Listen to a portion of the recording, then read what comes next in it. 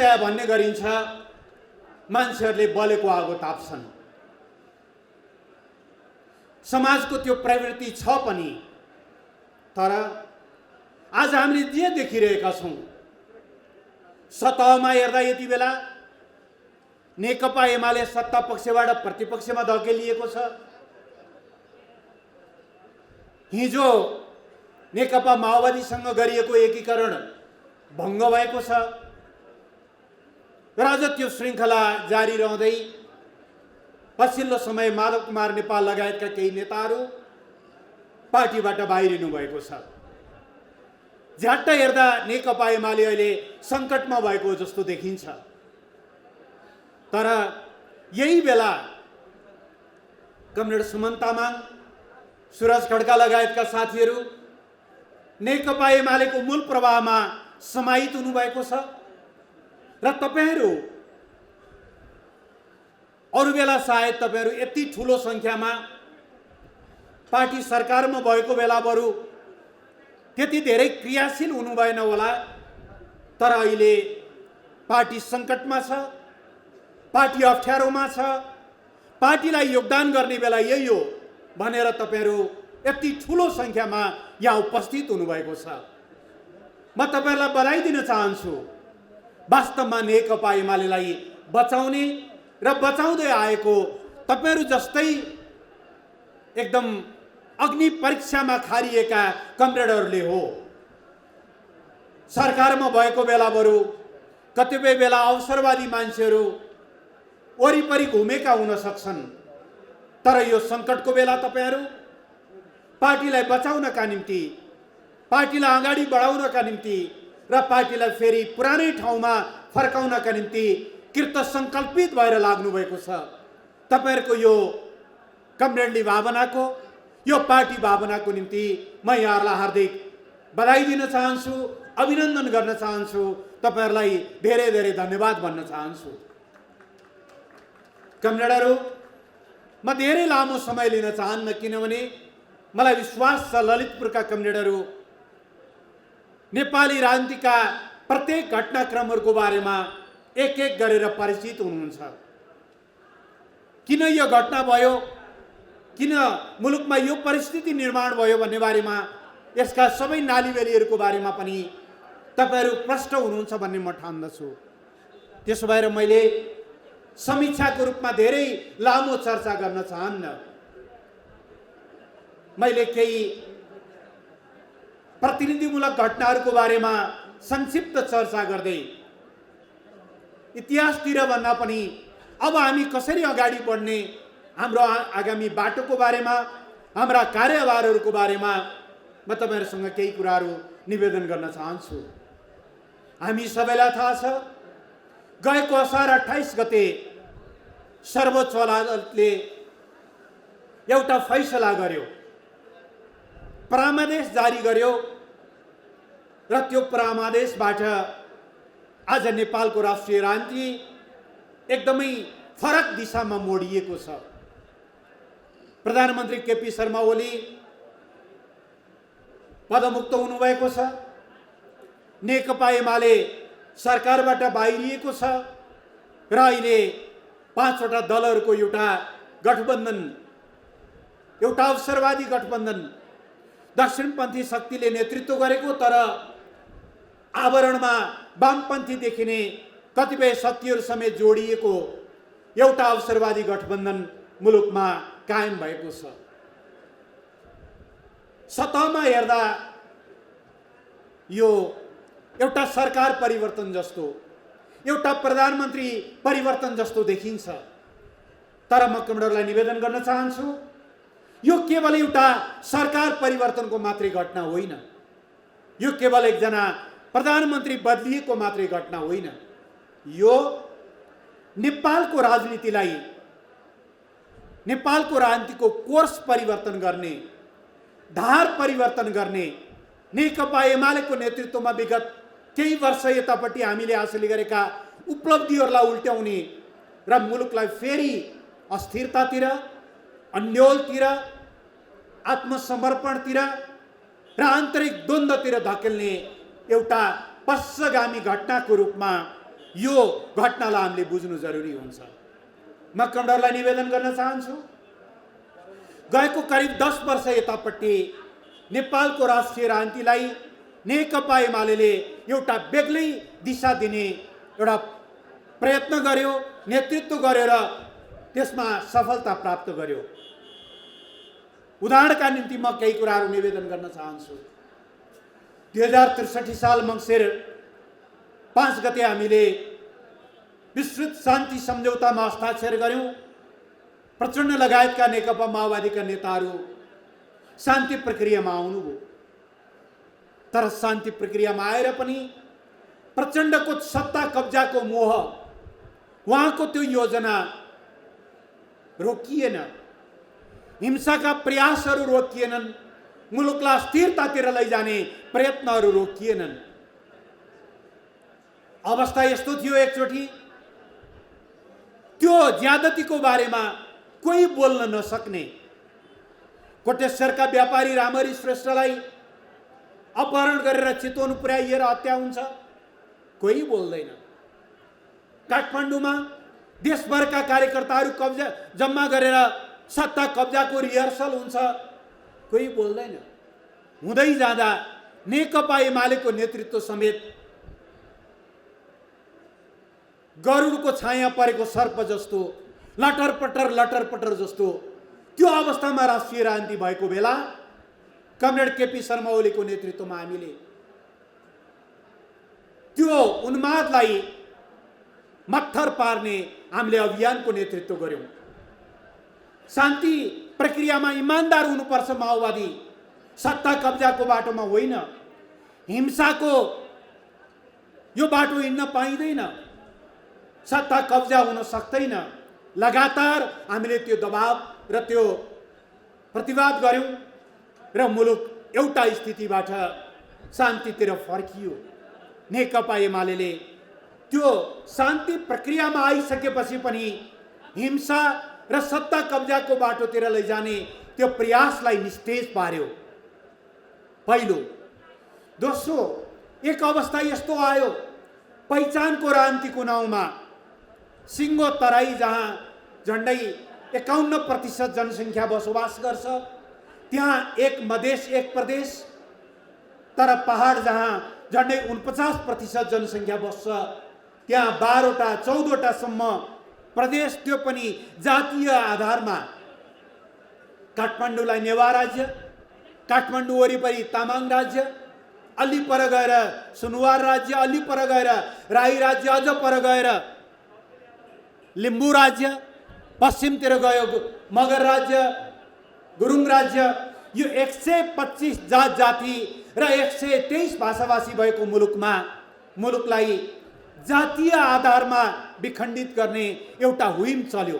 अवस्था यस्तो भयो, पहाडिया साथी देख्दा तराईको साथी डराउनु पर्ने, तराईको कमरेड देख्दा पहाडको साथी तर्सिनु पर्ने जस्तो त्यो विखण्डनतिर मुलुकलाई लैजाने प्रयत्न भइरहेको बेला खबरदार, त्यो कुरा हुन सक्दैन। एक मधेस एक प्रदेश हुन सक्दैन, जातीय राज्यहरू हुन सक्दैनन्। यो नेपाल अघि हामीले राष्ट्रगानमा गाए जस्तै सयौं थुङ्गा फुलका हामी एउटै माला नेपाली, हामी एउटै नेपाली हौं। नेपाल एक राष्ट्र हो, यो बहुराष्ट्र होइन हो, यो बहुजातीय हो, यो बहुसांस्कृतिक हो, यो बहुभाषिक हो, बहुधार्मिक हो, तर नेपाल एक राष्ट्र हो, यो राष्ट्रहरूको महासंघ होइन। यो कुराको लगातार प्रतिवाद गर्यौं। आज त्यो स्थिति अन्त्य भएको अवस्था छ, त्यसको नेतृत्व नेकपा एमालेले गर्यो। संविधान बनाउने बेला हो, कुनै पनि संविधान त्यो देशको मूल कानुन हो। संविधान कस्तो बनाउने भन्ने कुरा त्यहाँका जनताहरूको आफ्नो इच्छाको कुरा हो, उनीहरूको अधिकारको कुरा हो। तर नेपालले संविधान बनाउँदै गर्दा यो संविधान बनाउन पाइँदैन भनेर रोक्ने प्रयत्नहरू भए। संविधान सभाबाट संविधान तयार भइसकेपछि राष्ट्रपतिबाट घोषणा हुन नदिन भएका हस्तक्षेपहरू तपाईँ हामी सबैलाई सम्झना छ। यही नेकपा एमाले हो जसले हामी आफ्नो संविधान आफै बनाउँछौँ, यसमा कसैले रोक्न पाइँदैन, कसैले दबाब दिन पाइँदैन भनेर अस्वीकार गर्यो र सार्वभौम सत्ता नेपाली जनताले प्रयोग गर्दै संविधान बनाउने कुराको अगुवाई गर्यो। चौथो, त्यसो गरे बापत 72 साल वैशाखमा विनाशकारी भूकम्प गएको मुलुकमा संविधान जारी भएको असोज 3 गते पछि भूकम्पको 6 महिना बित्दा नबित्दै नाकाबन्दी लाग्यो। पेट्रोलियम पदार्थ आउँदैन, खाद्यान्नहरू आउँदैन, जीवन प्रदायक औषधिहरू समेत पनि रोक्ने प्रयत्नहरू भए। नेपाली कांग्रेस जस्ता कतिपय पार्टीहरू नाकाबन्दीलाई नाकाबन्दीसम्म भन्ने हिम्मत राख्दैन थिए, आँट गर्दैन थिए।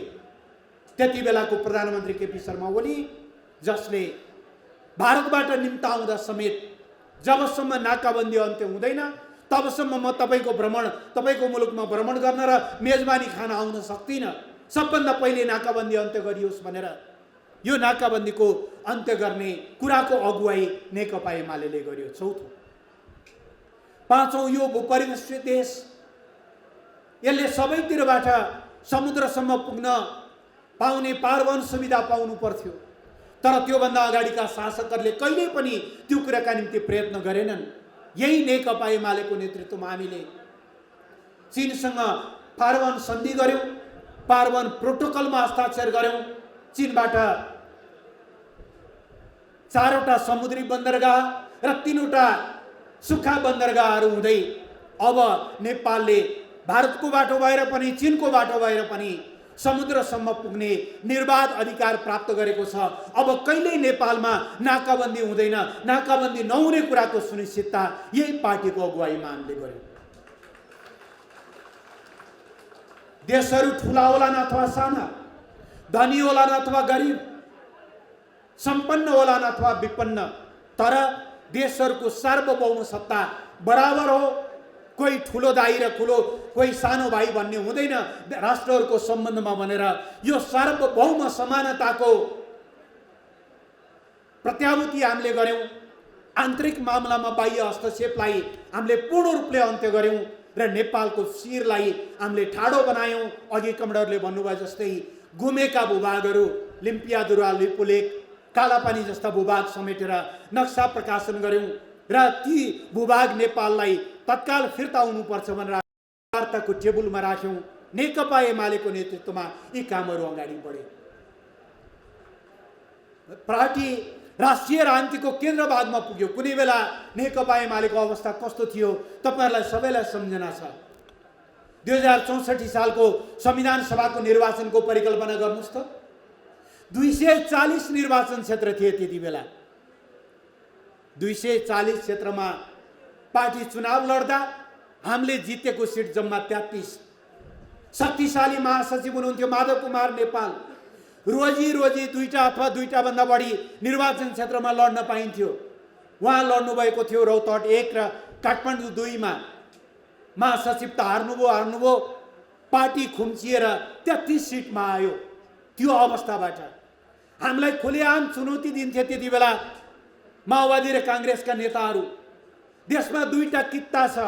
एमाले कुन कित्तामा लाग्छ? एमाले माओवादी कित्तामा लाग्ने कि कांग्रेस कित्तामा? एमालेको लिङ्ग कुन हो? हामीलाई खुलेआम चुनौती दिइन्थ्यो। त्यस्तो अवस्थाबाट आज नेकपा एमाले राष्ट्रिय राजनीतिको केन्द्रभागमा छ। सरकारमा होस् वा प्रतिपक्षमा फरक पर्दैन। नेकपा एमालेसँग एक्लै लड्ने सामर्थ्य नभएर आज 5-5 वटा दलहरू, ती दलहरू पनि कस्ता छन्? जेठी माग्छे पानी, कान्छी माग्छे घाम, म एउटा बुढो कतातिर जाउँ भने जस्तो। चित्रबहादुर केसीजीलाई संहिता सुन्नै हुँदैन। उपेन्द्र यादवजीलाई अहिलेको 7 वटा प्रदेशले पुगेकै छैन, उहाँ 11 वटा 12 वटा बनाउन चाहनुहुन्छ। तर एउटै हलमा नारिएर हिँड्नु भएको छ। के कुन बारी जोत्न हो थाहा छैन। यो अवसरवादी गठबन्धन हो। यो अवसरवादी गठबन्धन यस कारणले निर्माण भएको हो कि नेकपा एमालेसँग एक्लै लड्ने सामर्थ्य उहाँहरू कसैसँग छैन। आज पनि 22 23 जना सांसदहरू चोइटिएर जाँदाखेरि पनि प्रतिनिधि सभामा 49 सिट सहित नेकपा एमाले एक्लै छ। त्यस मुनिको नेपाली काङ्ग्रेससँग जम्मा 61 सिट छ। काङ्ग्रेसले हामी बराबर हुन अर्को सिङ्गै पार्टीलाई एकतामा ल्यायो भने मात्रै बल्ल एक नेकपा एमालेसँगको बराबरी हुन्छ। यस ढङ्गले राष्ट्रिय राजनीतिलाई हामीले केन्द्रभागमा स्थापित गर्यौं र 62-63 को परिवर्तनपछि मुलुकमा संविधान निर्माण भएपछि अब एक ढङ्गले राजनीतिक क्रान्ति पुरा भयो। अब मुलुकमा आर्थिक सामाजिक रूपान्तरण र समृद्धि हामीले स्थापित गर्नुपर्छ। यो क्रान्तिको लाभ यदि जनताले प्राप्त गर्न सकेनन् भने कुराले मात्रै जनताको पेट भरिँदैन। अब गणतन्त्र प्रत्येक भोका किसानहरूको गाँसमा, प्रत्येक वृद्ध बाआमाहरूको वृद्ध भत्तामा, प्रत्येक स्कुल जान नपाएका नानीहरूको स्कुलसम्मको पहुँचमा, प्रत्येक बिरामी नागरिकको निःशुल्क औषधि उपचारमा, घर नभएका सुकुम्बासीहरूलाई त्यो गणतन्त्र घर बनेर आउनुपर्छ। फुसको छाना भएका गरिब विपन्न नागरिकहरूको आँगनमा त्यो गणतन्त्र जस्ताको छाना भएर आउनुपर्छ। अर्थात् अबको हाम्रो प्राथमिकता, अबको हाम्रो एजेन्डा आर्थिक विकास र समृद्धि हुनुपर्छ भनेर हामीले विकासको बहसलाई अगाडि बढायौं। धेरै वर्षदेखि हामीले विकासका सपनाहरू देख्न छोडेका थियौं। मुलुकमा पनि विकास हुन्छ र हाम्रो देशमा पनि रेल आउँछ र नेपालको पनि पानी जहाज हुन्छ र नेपालमा पनि काठमाडौँ बाहेक अन्त पनि अन्तर्राष्ट्रिय विमानस्थलहरू हुन्छन् र हामीलाई त विकासका सपनाहरू देख्नबाट समेत वञ्चित गरिएको थियो।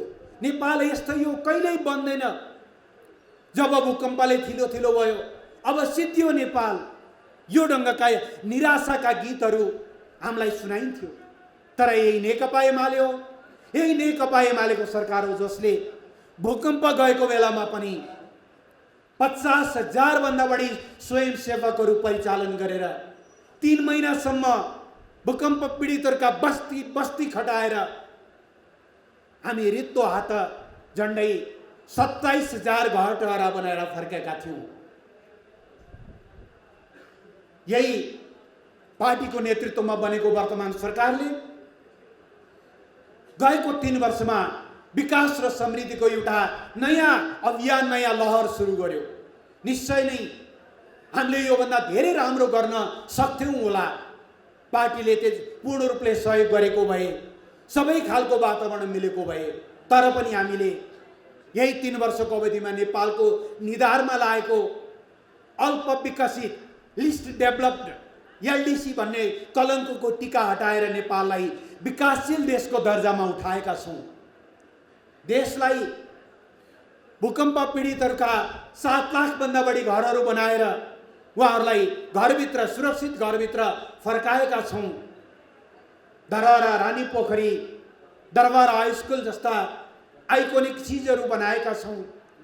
भूकम्पले थलो परे पनि देश झुकेको छैन, देश भत्किएको छैन भन्ने एउटा मनोबल निर्माण गरेका छौं। यो ढङ्गले हामीले मुलुकलाई अगाडि बढाउँदै थियौं। मैले जोड्न खोजेको कुरा के हो भने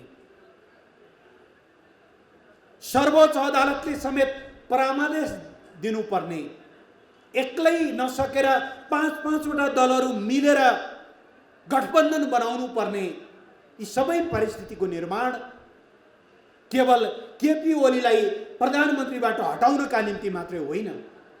यो प्रयास नेकपा एमालेको नेतृत्वमा गएको केही वर्ष यतापट्टि हामीले हासिल गरेका उपलब्धिहरूलाई ध्वस्त पार्ने, मुलुकलाई फेरि अस्थिरतातिर धकेल्ने, मुलुकलाई फेरि एउटा अन्योलतिर धकेल्ने यो स्थितिका निम्ति तर्जुमा गरिएको हो। यो पश्चगामी प्रतिगमनकारी एउटा दिशातिर मुलुकलाई लैजाने प्रयत्न हो। झ्याट्टै हेर्दा नेकपा एमाले सरकारबाट बाहिरिनु पर्दा पो कमरेडले यस्तो भनिरहनु भएको हो कि भन्ने तपाईहरुलाई लागिरहेको हुन सक्छ। त्यो सही होइन कमरेडहरू। यो नेकपा एमाले अथवा यो नेकपा आज 72 वर्षको भयो, 73 वर्षमा लाग्यो। गएको वैशाख 9 गतेदेखि यो पार्टी स्थापनाको देखि आजसम्मको अवधिमा 36 वर्ष त पार्टी पूर्ण रूपले प्रतिबन्धित अवस्थामा, भूमिगत अवस्थामा काम गर्यो। सरकार त धेरै टाढाको कुरा थियो। पञ्चायतको 30 वर्षले मात्रै राजाले मात्रै होइन, काङ्ग्रेसले हामीलाई 2008 सालमा प्रतिबन्धित गरेर 5 वर्ष हामी काङ्ग्रेसको शासनमा भूमिगत हुन बाध्य भएका छौँ। 36 वर्ष प्रतिबन्धित अवस्थामा काम गरेको र बहुदल आएको 36 वर्षमध्ये 20 वर्ष प्रतिपक्षमा बसेको पार्टीलाई हामी प्रतिपक्षमा रहनु परेका कारणले हामी आवेगमा आएर, उत्तेजनामा आएर, अलिकति आक्रोशित भएर यी कुराहरू भनिरहेका छैनौँ। सरकारबाट त हामीलाई के छ र?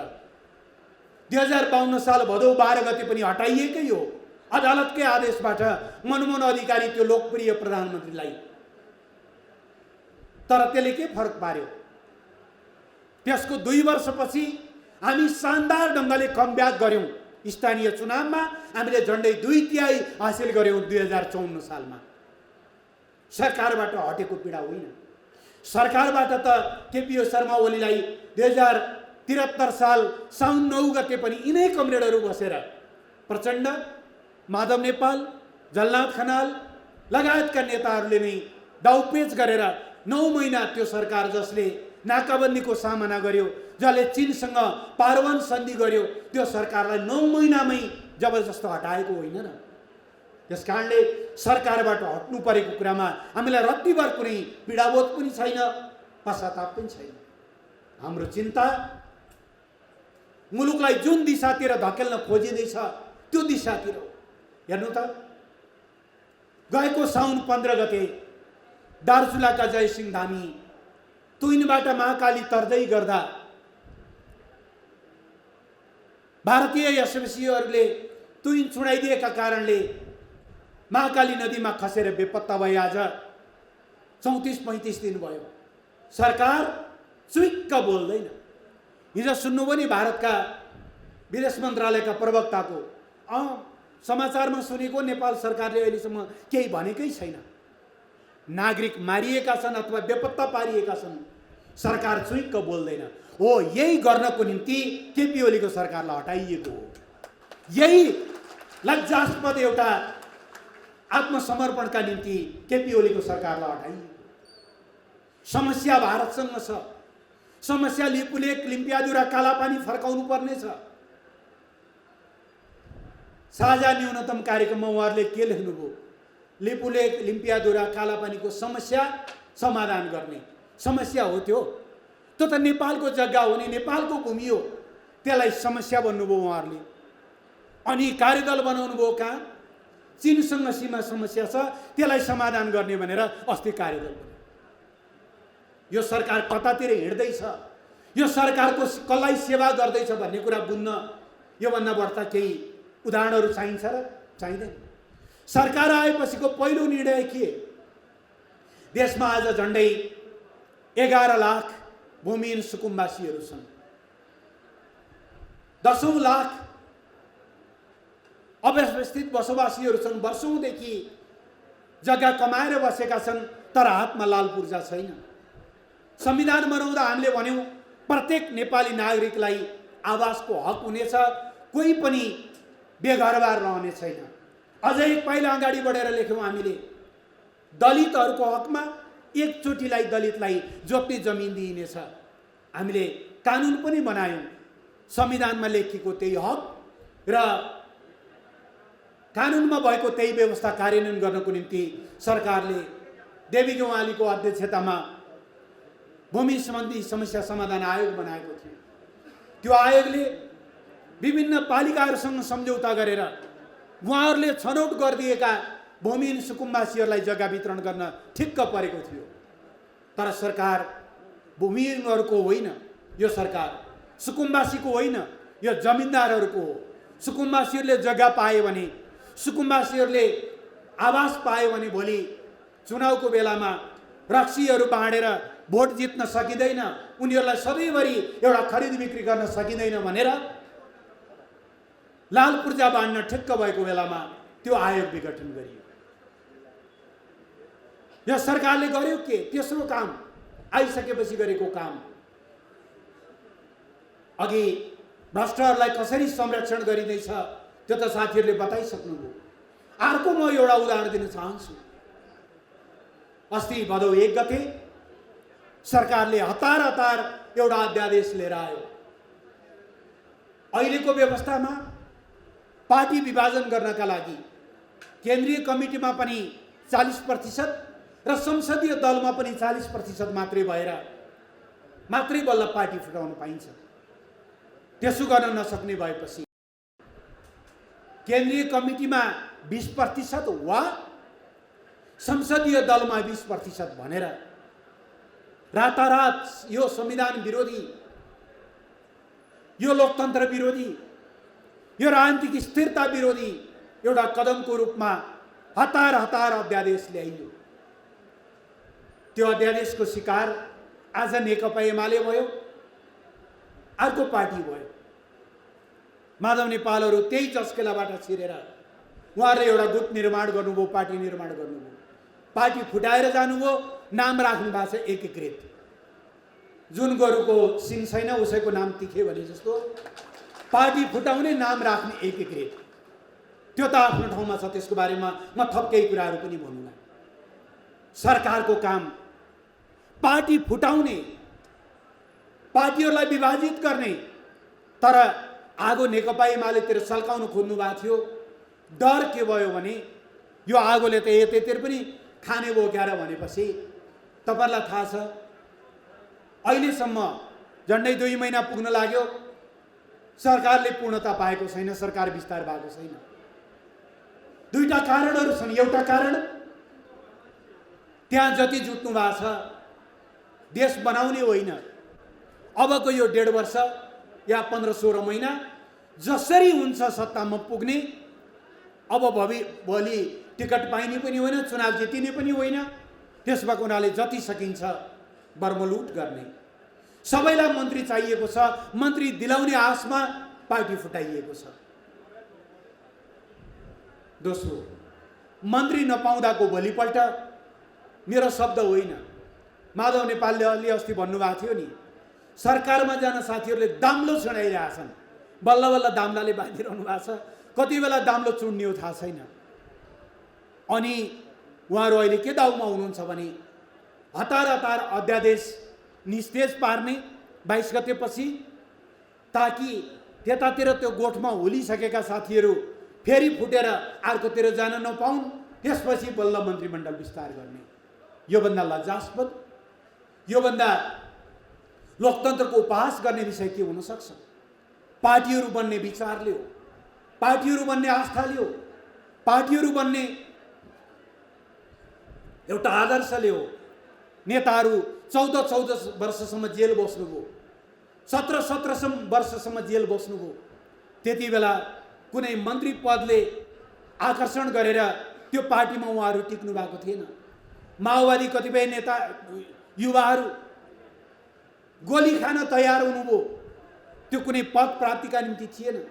पार्टी बन्ने भनेको आदर्शले हो, त्यो कुनै आदर्श छैन।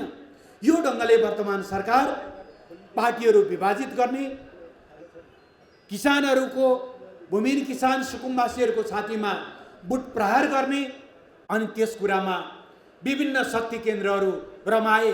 नेकपा एमालेलाई कमजोर गर्न पाए मात्रै नेकपा एमालेको, नेकपा नेपालको देशभक्तिपूर्ण आन्दोलनलाई कमजोर गर्न सकिन्छ। नेपालको सामाजिक रूपान्तरणको अभियानलाई कमजोर गर्न सकिन्छ। नेपालको समस्याहरू समाधान गर्न प्रतिनिधि सभालाई दिइएको छ। हिजो फागुन 11 गते अदालतले संसद पुनर्स्थापना गरेपछि फागुन 11 देखि लिएर जेठ 8 गतेसम्मका घटनाक्रम पनि हामीलाई थाहा छ।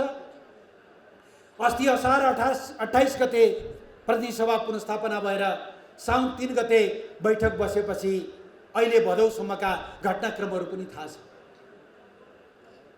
सिट्ठी फुक्यो कि त नेकपा एमालेको पल्टन गुरुरुर दौडेर त्यहाँ पुग्यो। यो ढङ्गको पार्टी जनतालाई अप्ठ्यारो पर्यो, कसैले भन्नु नपर्ने त्यहाँ नेकपा एमाले पुगेको छँदैछ।